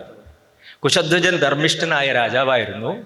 ധർമ്മിഷ്ഠനായ കുശധ്വജന് മക്കളില്ലാതെ വിഷമിച്ചപ്പോൾ അവൾക്ക് ദൈവാധീനം കൊണ്ട് കിട്ടിയ ഒരു പെൺകുട്ടിയാണ് ഈ വേദവതി. ആ വേദവതി, അതിസുന്ദരിയായ വേദവതി ഒരു സരസിന്റെ തീരത്ത് തപസ് ചെയ്തുകൊണ്ടിരുന്നപ്പോഴാണ് രാവണൻ വരുന്നത്. അവന് പിന്നെ ഇത് കണ്ടാൽ വേറെ ഒരു നിൽപ്പില്ലല്ലോ. അവളുടെ കൈ കടന്നു പിടിച്ചപ്പോഴാണ് പതിവ്രതയായ വേദവതി അവൻ്റെ മുന്നിൽ വെച്ചിട്ട് ദഹിക്കുന്നത്. അടുത്ത ജന്മത്തിൽ ഞാൻ നിന്നെ തീർത്ത് കളയും എന്ന് പറയുന്നത്. ഇതാണ് പുരാണത്തിലെ കഥ. ഈ പുരാണത്തിലെ കഥ തന്നെ പിന്നീട് പല രാമായണങ്ങളിലും വരുന്നു. അതുകൊണ്ടാണ് വേദവതിയുടെ അവതാരമാണ്, മഹാലക്ഷ്മിയുടെ ഒന്നാം അവതാരം വേദാവതിയും രണ്ടാമത്തെ അവതാരം സീതയും എന്ന് പറയുന്നത്.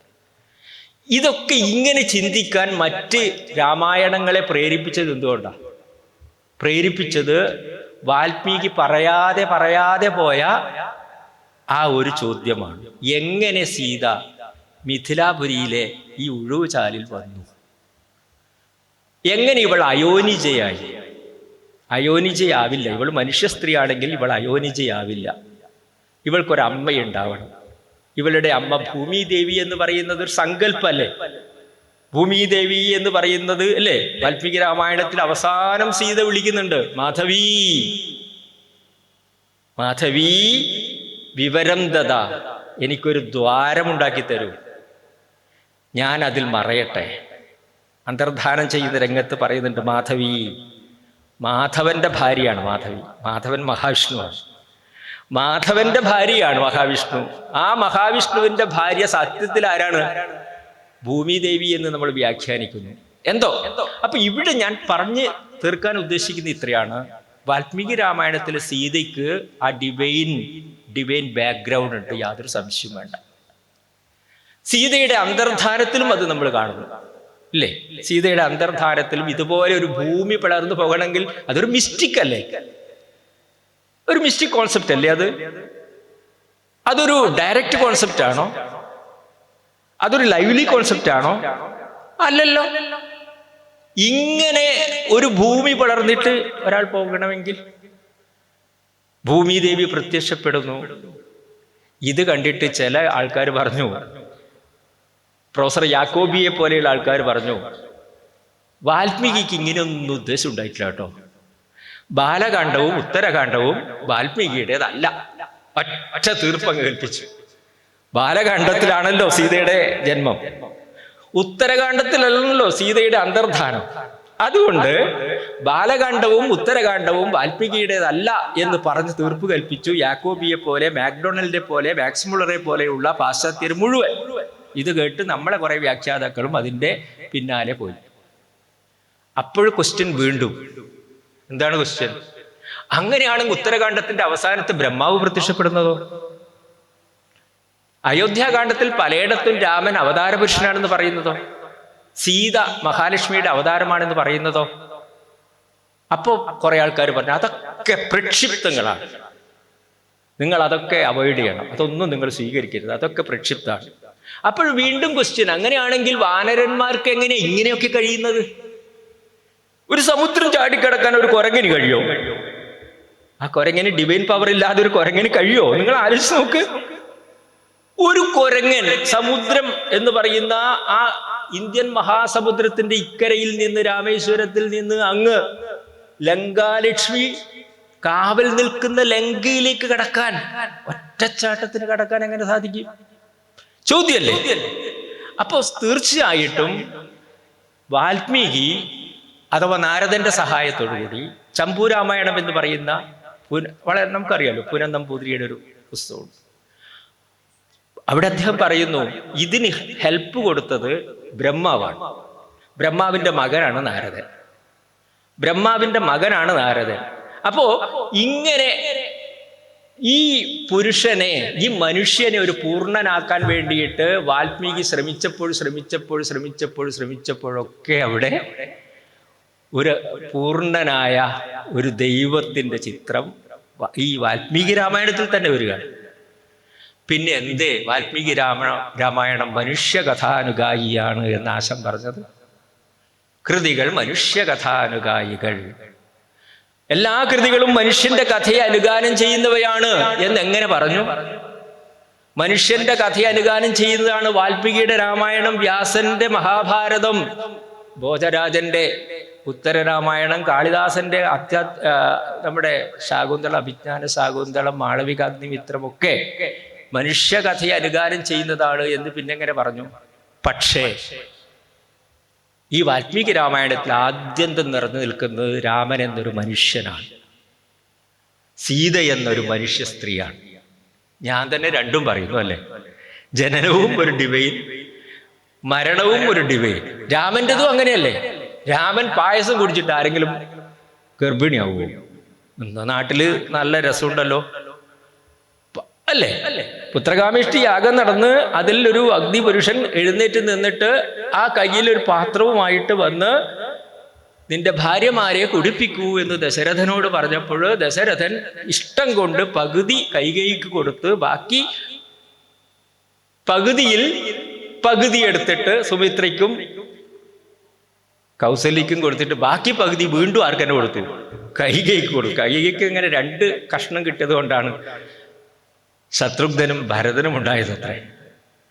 ഇത് കേൾക്കുമ്പോഴും നമുക്കതൊരു മനുഷ്യ സഹജമായ കഥയായിട്ട് തോന്നുന്നുണ്ടോ?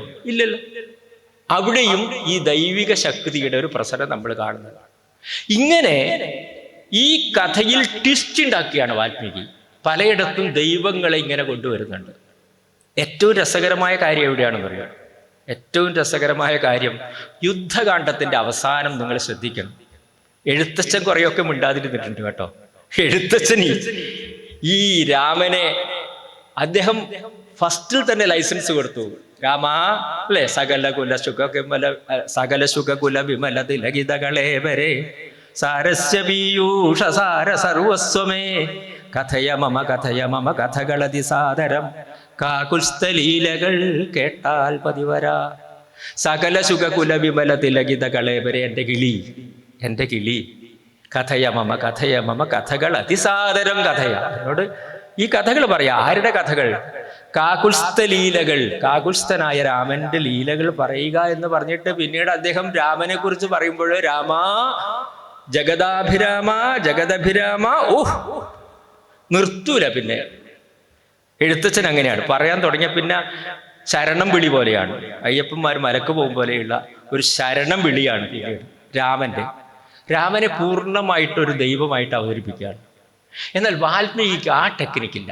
വാൽമീകി അത് ചെയ്യുന്നില്ല. വാൽമീകി എല്ലാ സ്ഥലത്തും ഇവിടെ ഞാൻ യുദ്ധകാണ്ഡം പറഞ്ഞു.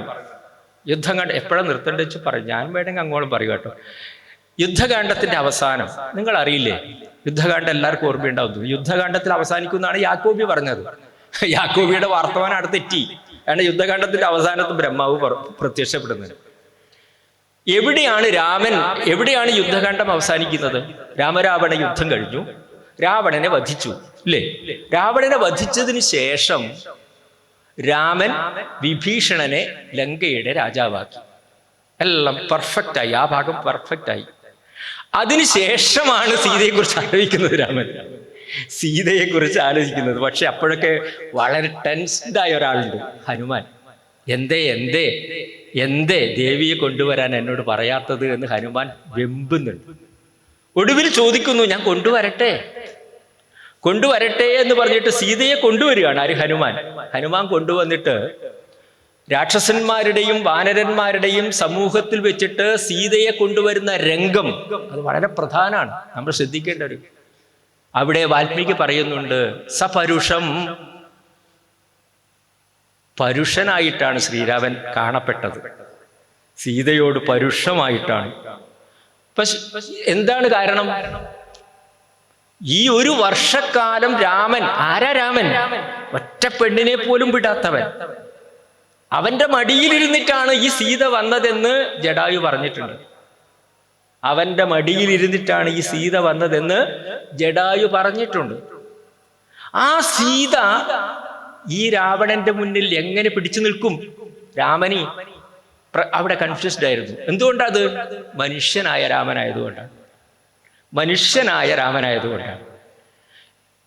എന്നിട്ട് സീതയോട് വളരെ പരുഷമായിട്ടാണ് സംസാരിക്കുന്നത്. എന്താ സംസാരിക്കുന്നത്? നീ നിന്റെ അച്ഛന്റെ വീട്ടിലേക്ക് പോയിക്കോളൂ. ഇതാണ് രാമന്റെ ആദ്യത്തെ. നീ നിന്റെ സ്വന്തം വീട്ടിലേക്ക് പോയിക്കോളൂ, അയോധ്യയിലേക്ക് നിന്നെ ഞാൻ കൂട്ടിക്കൊണ്ടുപോകുന്നില്ല. കൊല്ലാനൊന്നും പറയുന്നില്ല കേട്ടോ.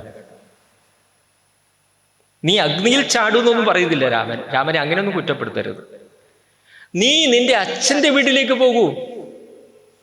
അപ്പോഴാണ് സീത, അവിടെ സീതയ്ക്ക് പറയാൻ അവസരം കൊടുക്കുന്നുണ്ട്. സീതയ്ക്ക്, കാരണം ഏത് കുറ്റവാളിക്കും ആ കുറ്റവാളിക്ക് പറയാനുള്ള ഒരു അവസരം കൊടുക്കണ്ടേ? അത് ഗോവിന്ദചാമിക്കും കൊടുക്കണം, ആർക്കും കൊടുക്കണം. കുറ്റവാളി ആരാണെങ്കിൽ ആ കുറ്റവാളിക്ക് എന്ത് കുറ്റം ചെയ്തു അവന് പറയാനുള്ള ഒരു അവസരം കൊടുക്കണ്ടേ? ഇവിടെ രാമൻ സീതയ്ക്ക് ആ ചാൻസ് കൊടുക്കുന്നുണ്ട്. അപ്പൊ സീത പറയാണ്, പ്രാകൃതാമിവ. എന്താ രാജാവേ നിങ്ങളൊരു പ്രാകൃതനെ പോലെ സംസാരിക്കുന്നു? ഇത് പറഞ്ഞ സീതയാ. ദുർബലയാണോ സീത? പേടിത്തൊണ്ടിയാണോ സീത? നിങ്ങളെ ഒരു പ്രാകൃതനെ പോലെ പ്രാകൃതമായ ഭാഷ സംസാരിക്കുന്നു എന്നാണ് ചോദിക്കുന്നത്. സീത ചോദിക്കുന്നു രാമനോട്, നിങ്ങൾ ധർമ്മശാസ്ത്രം പഠിച്ച ആളല്ലേ? ധർമ്മശാസ്ത്ര നിയമം അനുസരിച്ച് ഒരു വിവാഹിതയായ പെണ്ണ് സ്വന്തം വീട്ടിൽ താമസിക്കുന്നത് ശരിയാണോ? നിങ്ങൾ എന്നെ അച്ഛന്റെ വീട്ടിലേക്ക് പറഞ്ഞയക്കുകയാണ്, ഇത് ശരിയാണോ? ധർമ്മസംഹിത പഠിച്ച് നിങ്ങളാണോ എന്നെ അച്ഛന്റെ വീട്ടിലേക്ക് പറഞ്ഞയക്കുന്നത്? എന്നെ അച്ഛന്റെ വീട്ടിലേക്ക് പറഞ്ഞയച്ചാൽ ഉണ്ടാവുന്ന ഇത്രത്തോളം മാധ്യമങ്ങളൊന്നും അന്നില്ലെങ്കിലും ജനാപവാദം എത്ര വലുതായിരിക്കും ഇല്ലേ? ജനകൻ നഗരത്തിലാണ് താമസിക്കുന്നത്. നഗരവാസികൾ മുഴുവൻ ഇതാ ഒരു പെണ്ണ് വന്നിട്ടുണ്ട്, കല്യാണം കഴിച്ചു കൊണ്ടുപോയ പെണ്ണിനെ ഇതാ ഇങ്ങോട്ടേക്ക് ആക്കിയിട്ടുണ്ട്. അപ്പൊ എന്തോ കാരണം, കാലം അതാണ്. ഓ, അവളെന്തോ തെറ്റ് ചെയ്തു. ഈ രാവണന്റെ കൊട്ടാരത്തിൽ രാവണന്റെ കൂടെ ഒരു കൊല്ലം കഴിഞ്ഞു. ഒരു കൊല്ലല്ല, അത്ര രാവണന്റെ കൊട്ടാരത്തിൽ കഴിഞ്ഞത് 12 കൊല്ലം അല്ലേ? ഒരു വ്യാഴവട്ടക്കാലം, അങ്ങനെ ഒരു കൊല്ലം 12 കൊല്ലം, ആ കണക്ക് എനിക്ക് കൃത്യമായിട്ട് ഓർമ്മയില്ല. അപ്പോ സീത പറഞ്ഞു, എന്താ നിങ്ങൾ ധർമ്മം പഠിച്ച് നിങ്ങൾ എങ്ങനെ ഇങ്ങനെ പറയുന്നത്? എന്നെ എൻ്റെ അച്ഛൻ്റെ അടുത്തേക്ക് പറഞ്ഞേക്കാനോ? വേണ്ട ലക്ഷ്മണ, അഗ്നികുണ്ഡം ഒരുക്കൂ, ഞാൻ അതിൽ ചാടട്ടെ, ഇദ്ദേഹത്തിന് ഞാൻ എൻ്റെ പാതിവൃത്യം തെളിയിച്ചു കൊടുക്കട്ടെ. ഇതാണ് സീത പറയുന്നത്.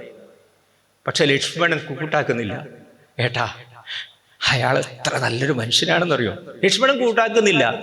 രാമനെ നോക്കി രാമൻ കണ്ടുകൊണ്ടൊരു ആജ്ഞ കൊടുത്തു, അഗ്നികുണ്ഡം തയ്യാറാക്കിക്കോളൂ. അഗ്നികുണ്ഡം തയ്യാറാക്കി. സീത മറ്റൊന്നും ആലോചിച്ചില്ല, അത് ചാടി. അവിടെ ഒരു അഗ്നിപുരുഷൻ വന്നിട്ട് ആ സീതയെ രക്ഷിച്ചു. അവിടെ ഒരു ഡിവൈൻ അല്ലേ അഗ്നിപുരുഷൻ, ഒരു അഗ്നിയിൽ നിന്ന് വരിക.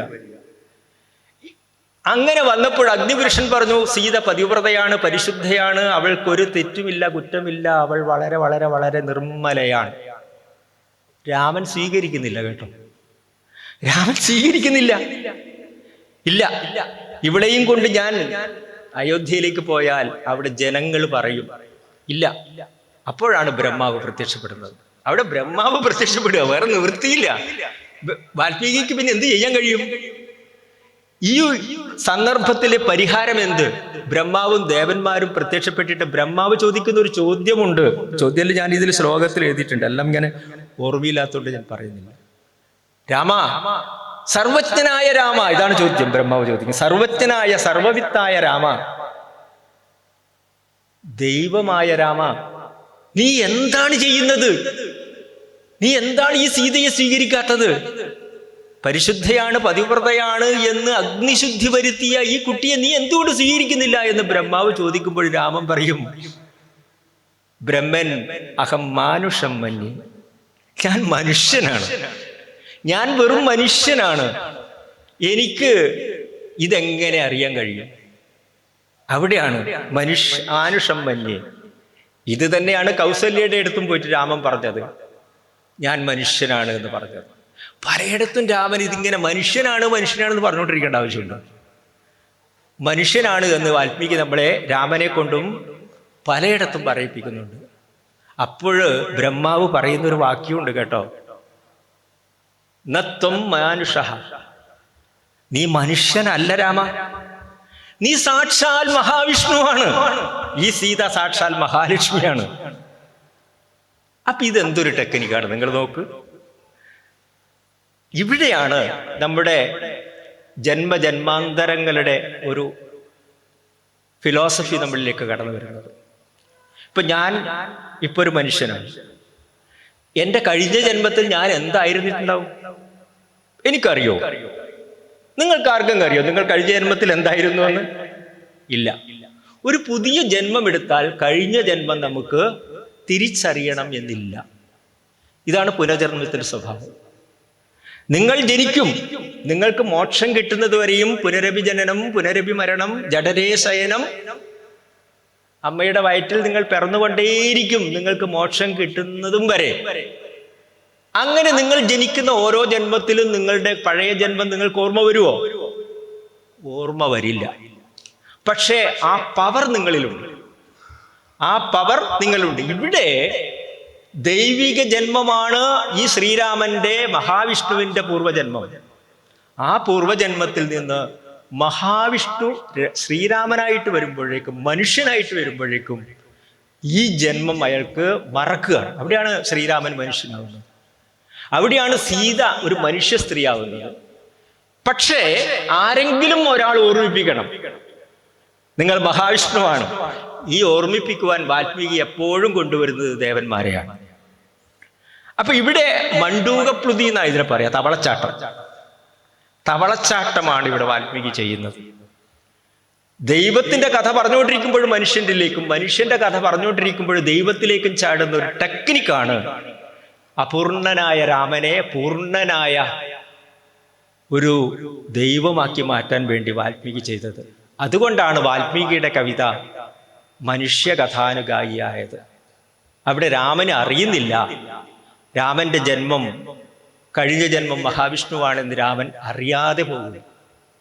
രാമനെ കൊണ്ട് പലപ്പോഴും ഇത് ഓർമ്മിപ്പിക്കുകയാണ്, ഈ ഒരു പരിമിതി. അപ്പൊ മനുഷ്യന് എപ്പോഴും തെറ്റ് പറ്റാം. അതുകൊണ്ടാണ് ജാബാലിയെ പരിഹസിച്ചത്. അതുകൊണ്ടാണ് കൗസല്യയോട് സങ്കടം പറഞ്ഞത്. രാമൻ സങ്കടം പറയേണ്ട ആവശ്യമില്ല. അതുകൊണ്ടാണ് നിരപരാധിയായിട്ടും ആ ബാലിയെ വധിച്ചത്. സുഗ്രീവന് വേണ്ടി ബാലിയെ വധിച്ചില്ലേ? ബാല്യവധം. ശംഭൂകനെ വധിച്ചു, ശംഭൂകവധം. അച്ഛന്റെ ഇഷ്ടപ്പെട്ട ആളാണ് ജാബാലി. ജാബാലി എന്ന് പറയുന്ന സുമന്ത്രനെ പോലെ പ്രിയപ്പെട്ട ആ മന്ത്രിയോട് ഇദ്ദേഹം നീ ഒരു ഭൗതിക ശാസ്ത്രക്കാരനാണെന്ന് പറഞ്ഞ് പരിഹസിക്കുന്നില്ലേ? ത്രിജടനോട് പരിഹസിക്കുന്നില്ലേ? ത്രിജടനെ പരിഹസിക്കുന്നില്ലേ? ഇവിടെയൊക്കെ രാമന്റെ ആ ദുർബലതകൾ, ദൗർബല്യം നമ്മൾ കാണുന്നുണ്ട്. ആ ദൗർബല്യങ്ങൾ രാമനിൽ വരുന്നത് രാമനിലെ ഈ മനുഷ്യത്വം മാത്രം അദ്ദേഹം അറിയുന്നത് കൊണ്ടാണ്. പക്ഷേ ആവശ്യം വരുമ്പോൾ മനുഷ്യനിലെ ആ രാമനിലെയും സീതയിലെയും മനുഷ്യത്വം അത് സ്ഫുടമാക്കിപ്പെടുമ്പോൾ, ഈ ദേവന്മാരെ പോലെയുള്ളവർ വന്ന് സ്ഫുടമാക്കിപ്പെടുമ്പോൾ രാമന്റെ ഡിവൈൻ പവർ എടുക്കുകയും ചെയ്യുന്നു. ഈ ഒരു ടെക്നിക്കാണ് വാൽമീകി ചെയ്യുന്നത്. ഇത് സീതാ വൃത്താന്തം എടുത്താലും ഇതന്നെയാണ് സ്ഥിതി. സീതാ വൃത്താന്തം എടുക്കുന്നിടത്തും ഇതന്നെയാണ് സ്ഥിതി. സീതയെ അറിയുന്നില്ല ഞാൻ മഹാലക്ഷ്മിയാണെന്ന്. തൻ്റെ അവതാരം എന്നാൽ എന്താണ് അധ്യാത്മരാമായണം ചെയ്തത്? എഴുത്തച്ഛൻ ചെയ്തത് എന്താണ്? എഴുത്തച്ഛൻ ചെയ്തത് വേറൊരു ടെക്നിക്കാണ്. എഴുത്തച്ഛൻ്റെത് ഭക്തികാവ്യമാണ്, മറ്റേത് ഭക്തികാവ്യമല്ല.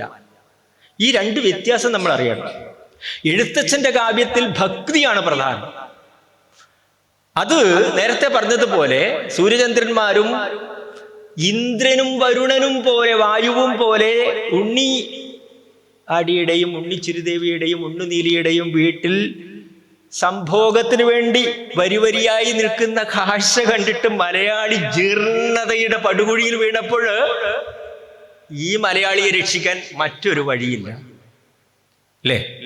ശ്രീനാരായണ ഗുരു കേരളത്തിന്റെ നവോത്ഥാന നായകനായില്ലേ?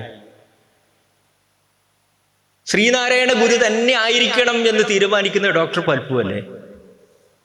ഡോക്ടർ പൽപ്പുവിനോട് ആശാൻ പോവുകയാണ്. പൽപ്പുവിൻ്റെ അടുത്തേക്ക് ആശാൻ പോവുകയാണ്. എന്ത് ചെയ്യും? ഇവിടുത്തെ ഈഴവന്മാര്, ഇവിടെ അധസ്ഥിതന്മാര്, ഇവിടുത്തെ സാധാരണ വർഗക്കാരൊക്കെ കഷ്ടപ്പെടുകയാണ്. ഇതിനൊരു നവോത്ഥാനം കൊണ്ടുവരാൻ എന്ത് വഴി? അപ്പോൾ ഡോക്ടർ പൽപ്പു നിർദ്ദേശിക്കുന്നത് ഒരു സന്യാസിയെ തേടുക. അങ്ങനെയാണ് ആശാൻ ശ്രീനാരായണ ഗുരുവെ. കാരണം എല്ലാവരുടെയും ഉള്ളിൽ ഈ പറയുന്ന ഒരു സാധനമുണ്ട്. അപ്പൊ ഇവരിൽ ധർമ്മബോധം ഉണർത്തിയിട്ട് നവോത്ഥാനത്തിന്റെ വഴി തെളിയിക്കണമെങ്കിൽ അത് ഒരു സാധാരണ മനുഷ്യന് സാധിക്കില്ല. അത് സാധിക്കണം. അതാണ് നിങ്ങൾ എന്ത് വിപ്ലവം എവിടെ വന്നാലും ആ വിപ്ലവത്തിന്റെ ഒക്കെ മറുകരയിൽ അത് പരാജയപ്പെട്ടു പോകുന്നത്. ആദ്യം വളരെ ഗംഭീരമായാലും പിന്നെ അത് പരാജയപ്പെട്ടു പോകുന്നത് അതിനൊരു ഫിലോസഫിക്കൽ ബാക്ക്ഗ്രൗണ്ട് പറയുന്നതുകൊണ്ടാണ്. ഇവിടെ ശ്രീനാരായണ ഗുരുവിന്റെ അദ്വൈതം അദ്ദേഹത്തെ സഹായിച്ചു. അതുപോലെ എഴുത്തച്ഛന്റെ അദ്വൈതം എന്ന് പറഞ്ഞിടത്ത് നിങ്ങൾ ഓർമ്മിക്കണം, അദ്വൈതത്തിൽ ഒരൊറ്റ ദൈവമേ ഉള്ളൂ. അത് ബ്രഹ്മമാണ്. ഇവിടെ ശ്രീരാമൻ ബ്രഹ്മമാണ്. ആ ബ്രഹ്മത്തിന്റെ ശിവശക്തിയായുക്തോ യതി ഭവതി ശക്ത പ്രഭവിതും എന്ന് ശങ്കരാചാര്യർ സൗന്ദര്യലഹരിയുടെ തുടക്കത്തിൽ പറയുന്നുണ്ട്. ശിവന് ശക്തിയില്ലാതെ ശക്തനാവില്ല. ശിവൻ ശക്തിയില്ലെങ്കിൽ ശവമാണ്. ശിവൻ ശവമാവും. ശിവ ശവതാം യാതി കഥം ശക്തിം വിനാ. ശക്തിയില്ലെങ്കിൽ ശിവൻ കേവലം ശവമാണ്. അപ്പൊ ശക്തി വേണം. അതാണ് എഴുത്തച്ഛൻ. അത് കണ്ടിട്ടാണ് സുകുമാർ അഴീക്കോട് പറഞ്ഞത്, രാമായണം രാമന്റെ അയനം മാത്രമല്ല, അത് സീതയുടെ കൂടി അയനമാണ്. കൃഷ്ണം രാമായണം പ്രോക്തം സീതായാ ചരിതം തു തത്. ഇത് ഞാൻ പറഞ്ഞതല്ല, ഇത് വാൽമീകി തന്നെ പറഞ്ഞതാണ്. രാമായണം എന്ന് പറഞ്ഞത് രാമന്റെ കഥ മാത്രമല്ല, കൃഷ്ണം രാമായണം പ്രോക്തം, സമ്പൂർണമായ രാമായണം പറയപ്പെട്ടിരിക്കുന്നത് സീതായാഹ ചരിതം, അത് സീതയുടെ ചരിതം കൂടിയാണ്, രാമന്റെ ചരിതം മാത്രമല്ല. ഇതെല്ലാം കണ്ടിട്ടാണ് അഴീക്കോട് മാഷ് രാമന്റെയും രാമയുടെയും അയനമാണ് രാമായണം എന്ന് പറഞ്ഞത്. അപ്പൊ ഈ പുരുഷന് സഹായത്തിന് ആര് വേണം? പ്രകൃതി വേണം. പ്രപഞ്ചത്തിൽ 3 തരം വിഭാഗങ്ങളാണ്. ഒന്നാമത്തേത് ബ്രഹ്മം, രണ്ടാമത്തേത് ദേവൻ, മൂന്നാമത്തേത് മനുഷ്യൻ, പിന്നെ അതിൻ്റെ താഴെയാ ബാക്കിയെല്ലാം. ബ്രഹ്മം നിർഗുണമാണ്, ദേവൻ സഗുണമാണ്, മനുഷ്യനും സഗുണമാണ്. ആഴ്വാഞ്ചേരി തമ്പ്രാക്കളിലുണ്ട് അയ്യൻ പുലയനിലുണ്ട്, ആദിത്യനിലുണ്ട് അണുകൃമിയിലുമുണ്ട് അതിൻ പരിസ്ഫുരണം എന്നുള്ളൊരു പാടിയില്ലേ? എല്ലാവരിലുമുണ്ട് ഇത്, നിങ്ങളിലും എന്നിലുമുണ്ട്. ഇതാണ് വൈക്കം മുഹമ്മദ് ബഷീർ അദ്ദേഹത്തിന്റെ കഥയിൽ പറഞ്ഞത്, ഒരു മനുഷ്യൻ എന്ന് പറയുന്ന കഥയിൽ പറഞ്ഞത് ഇല്ലേ? വൈക്കം മുഹമ്മദ് ബഷീറിന്റെ ഒരു മനുഷ്യനുള്ള കഥ വായിച്ചവരായിരിക്കും എല്ലാവരും. ഹിമവൽ സാനുക്കളിൽ അലഞ്ഞു തിരിയുന്ന കാലത്ത് വലിയ ജുബ്ബയുടെ കീശയിൽ ചുവന്ന പേഴ്സിൽ കുറഞ്ഞ പണം മാത്രമുള്ള ദിവസം പകൽ 11:30 കിടന്നുറങ്ങുന്ന ബഷീർ.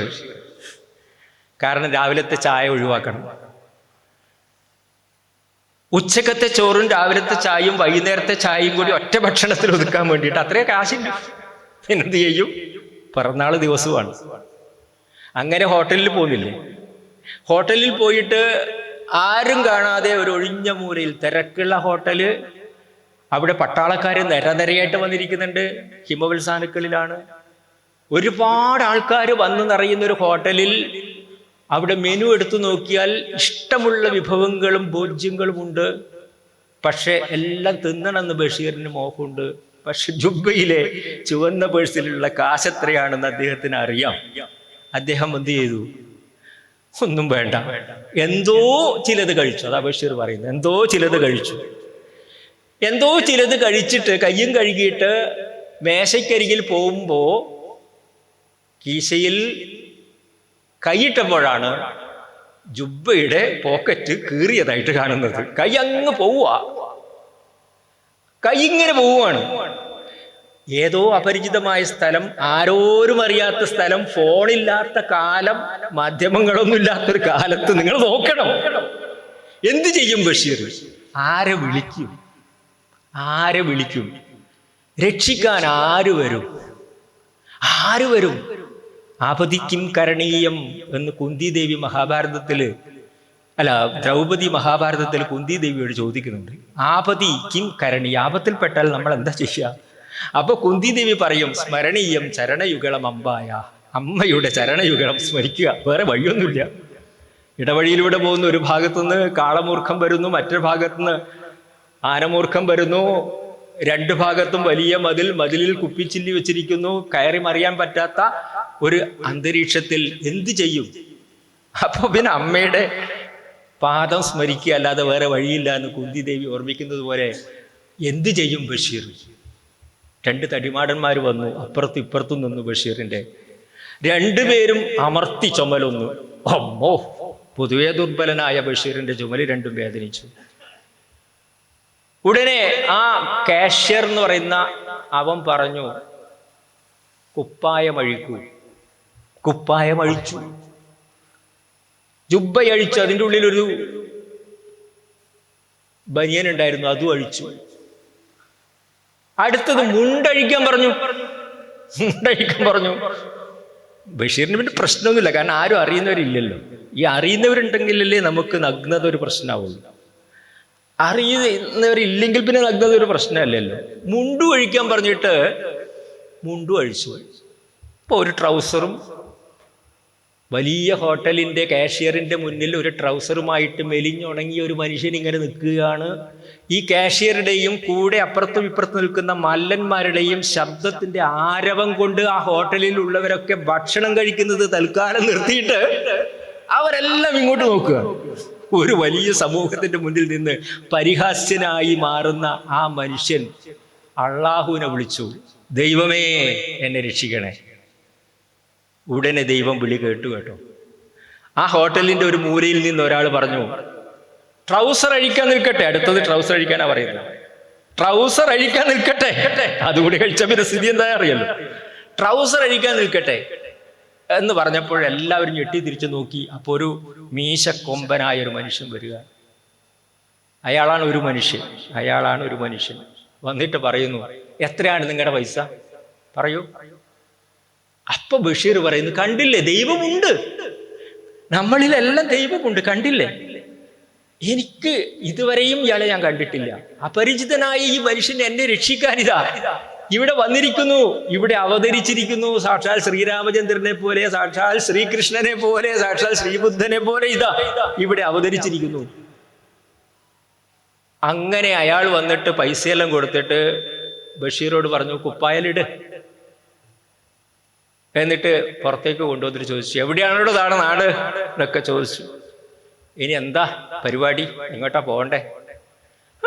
ബഷീറിന് അങ്ങനെയൊന്നുമില്ലല്ലോ, എങ്ങനെ പോവും? എവിടേക്കാണ് അലസമായിട്ട് സഞ്ചരിക്കുകയല്ലേ. അങ്ങ് കുറച്ചും കൂടി അങ്ങോട്ട് പോയിട്ട് ഒരു ഗളി പോലത്തെ ഒരു ചെറിയ സ്ഥലത്തെത്തിയിട്ട് പറഞ്ഞു, ആ മീശക്കാരൻ്റെ കീശയിൽ നിന്നുള്ള ഒരുപാട് പേഴ്സുകൾ പുറത്തേക്ക് എടുത്തിട്ട് അതിൽ ചോദിച്ചു, ഇതിലേതാ തൻ്റെ പേഴ്സ്? ബഷീർ തൻ്റെ ചുവന്ന പേഴ്സ് തിരിച്ചറിഞ്ഞു. അപ്പൊ ആരാണ് ആ മനുഷ്യൻ മനസ്സിലായില്ല. ആ ഒരു മനുഷ്യൻ ആരാണെന്ന് മനസ്സിലായില്ല. അയാളാണ് ബഷീറിന്റെ പോക്കറ്റ് അടിച്ചത്. അപ്പൊ മനുഷ്യനിൽ പിശാചുണ്ട്, മനുഷ്യനിൽ ദൈവവുമുണ്ട്. ആ പോക്കറ്റടിക്കാരനിൽ ദൈവമുണ്ട്, ആ പോക്കറ്റടിക്കാരൻ പിശാചുമാണ്. നമ്മളിലൊക്കെ ഒരു 90% അതാണ് പിശാചാണ്. ഒരു 10% ദൈവം ഉണ്ടാകും. പരാർത്ഥസംഖ്യം പരമാണുഗണം പരസ്പരം ചേരും ശരീരമുടയൊന്നല്ലീ സകലം ചരാചരഗ്രാമം. അല്ലേ? പേർത്തും തമ്മിലും അവയിലുമൊപ്പം പ്രേക്ഷിപ്പോർക്കെല്ലാം പ്രേമാത്മാവായി വിലസും നമ്മുടെ പിതാവിനെ കാണാം എന്ന് പറഞ്ഞതുപോലെ, ഉള്ളൂർ പറഞ്ഞതുപോലെ ഈ പിതാവ് ഉണ്ട് ഉള്ളിൽ. പക്ഷെ ആ പിതാവിനെ മൂടിയിരിക്കുകയാണ് ഈ പിശാചി, മായ, അജ്ഞാനമാകുന്ന മായ.